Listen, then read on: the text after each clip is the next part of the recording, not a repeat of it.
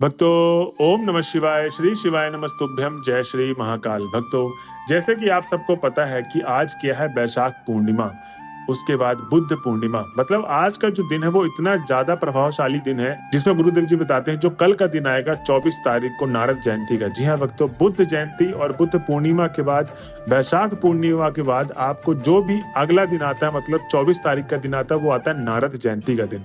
और इसमें भक्तों गुरुदेव जी कहते हैं कि जो भी भक्त 24 तारीख को बताए गए मेरे उपाय को कर लेता है तो उसके जीवन काल में चाहे रोग से, बीमारी से, कष्ट से, भय बहुत ज्यादा रहता है जीवन में, ये सारी समस्याएं आपके जीवन में बनी हुई हैं, या आपके घर का कोई व्यक्ति बहुत ज्यादा कर्जा ले रखा है, या आपने कर्जा ले रखा है अपने घर के लिए, अपने दुकान के लिए, अपने कोई नया बिजनेस स्टार्ट किया है और वो कर्जा आपको लगता है कि दुकान से उस कर्जे को पूरा कैसे करूंगा, या आपने कोई भी किसी कारणवश कर्जा ले रखा है, उस कर्जे को कैसे पूरा करना चाहेंगे, या आपके जीवन में धन से रिलेटेड बहुत ज्यादा समस्या बनी रहती है कि मैं इतना ज्यादा धन मेरे घर पे आता है या धन आता ही नहीं है, और उस धन को कैसे आप लाएं अपने घर पे, और आपके घर में जीवन भर धन की कमी ही बनी रहती है। कोई भी एकदम अचानक से ऐसा काम आ जाए जिसमें आपके पास पैसे की जरूरत हो, लेकिन उस समय आपकी पैसे की जरूरत नहीं होती, तो कृपया करके भक्तों कल के दिन आप, जो 24 तारीख की नारद जयंती का दिन है, उस दिन आपको ये उपाय करना है। भक्तों गुरुदेव जी बताते हैं कि जो भी भक्त अगर इस उपाय को कर लेता है जो आज वो बताए हैं, उसकी जो भी मनोकामना है, जितनी भी समस्याएं हैं,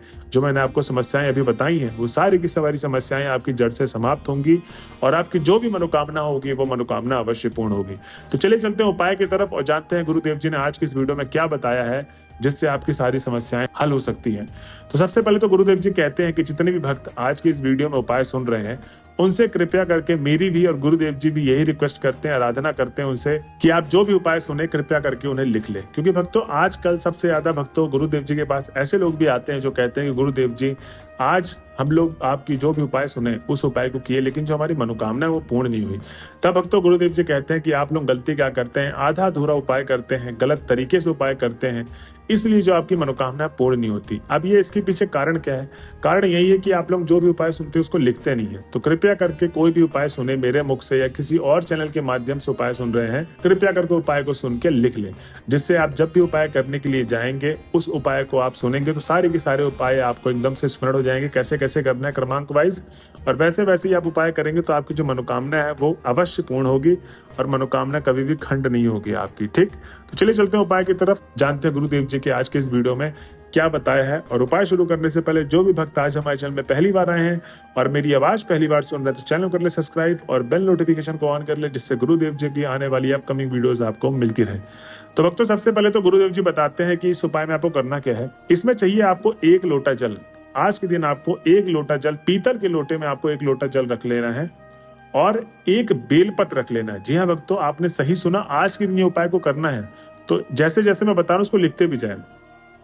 अब आपको 1 लोटा जल पीतल के लोटे में डाल लेना है और 1 बेलपत्र चाहिए। अब जो 1 बेलपत्र लेंगे वो बेलपत्र कहीं से कटा पिटा खंडित ना हो, इस चीज का आपको विशेष ध्यान देना है। अब जहां पर आपके घर में मंदिर है, जहां पर आपने अपने भगवान को विराजमान रखा अपने घर पे, तो वो 1 लोटा जल, आज जैसे बुद्ध पूर्णिमा का दिन है, बैशाख पूर्णिमा का दिन है, बुद्ध जयंती है, तो अपने घर के मंदिर में आप उस 1 लोटे जल को पीतल के लोटे में भरा होना चाहिए और 1 बेलपत्र डाल के रख दे पूरे रात के लिए, पूरे रात भर के लिए रखे रहने दिए आपने उस जल को। अब जो कल का दिन आएगा, कल का दिन क्या है, मैंने बताया था नारद जयंती का दिन, मतलब बुद्ध पूर्णिमा के जो अगला दिन होता है नारद जयंती का दिन, वो बहुत ज्यादा विशेष होता है हमारे हिंदू धर्म में। तो बस आपको करना यही है कि नारद जयंती के दिन, मतलब कल के दिन आपको सुबह उठना है और जो आपने 1 बेलपत्र डाला था, जो मैंने बोला था कहीं से कटा पिटा खंडित ना हो, ताजा बेलपत्र हो, उसी 1 बेलपत्र से अपने घर के कोने कोने पर उस जल से आपको छिड़काव कर देना है। जी हाँ भक्तों, उस जल का छिड़काव करना है बेलपत्र के द्वारा।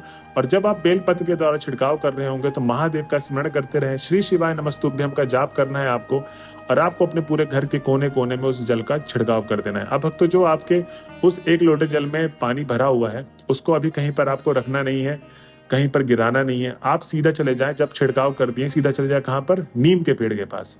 जो नीम के पेड़ के पास जाएंगे आपको तो भक्तों महादेव कहते हैं वहां पर खुद भगवान विराजमान करते हैं नीम के पेड़ के जड़ पे। आपको करना यह है कि जो नीम का पेड़ का जड़ है वहां पर ही आपको, नीम के पेड़ पे नहीं, नीम के पेड़ के जड़ पे आपको भगवान भोले का स्मरण करते करते आपको पूरा का पूरा जल अर्पित कर देना बेलपत्र के साथ। अब जब आपने अर्पित कर दिया उसके बाद अब आपको क्या करना है, नीम के पेड़ की जो जड़ की जो मिट्टी है, जहाँ गीली होगी आपने जल डाला है, उस मिट्टी को हल्का सा माथे पर तिलक के रूप में लगा दें और आपके घर में जो भी व्यक्ति बहुत ज्यादा बीमार रहता है, जिसके जीवन में बहुत ज्यादा कष्ट है, वो इस उपाय को नहीं कर पा रहा है, वो घर पे है, तो थोड़ा सा मिट्टी उसके लिए भी ले जाए, उसके माथे में तिलक के रूप में पीपल के पेड़ की जड़ की मिट्टी लगा दे। भक्तों, गुरुदेव जी कहते हैं कि जो भी भक्त मेरे बताए गए उपाय को इस तरीके से करता है, उसके घर में जो भी रोग से बहुत ज्यादा समस्या है, बीमारी से बहुत ज्यादा समस्या है, कष्ट बहुत ज्यादा है, भय बहुत बना रहता है, डर बना रहता है, ये सारी जितनी भी नेगेटिविटी चीजें हैं वो आपकी सारी जड़ से जड़ समाप्त हो जाएंगी और आपकी मनोकामना पूर्ण होगी और आपके घर हमेशा खुश मंगलमय बना रहेगा।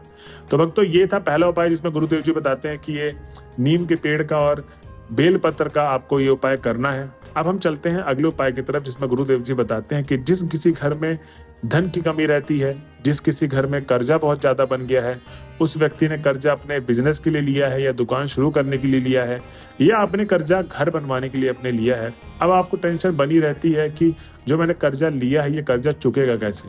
अब क्या पता कि वो दुकान ना चले, क्या पता बिजनेस ना चले, किसी कारणवश कोई भी ऐसी घटना हो जाए जिससे वो काम रुक जाए, तो मैं उस कर्जे को चुकाऊंगा कैसे। तो चिंता मत करिए भक्तों, गुरुदेव जी कहते हैं कि जिस किसी के घर में धन की कमी है, कर्जा से रिलेटेड बहुत बड़ी समस्या बन चुकी है, तो आपको कल के दिन ये उपाय करना। इस उपाय में चाहिए कि आपको ध्यान से जान ले।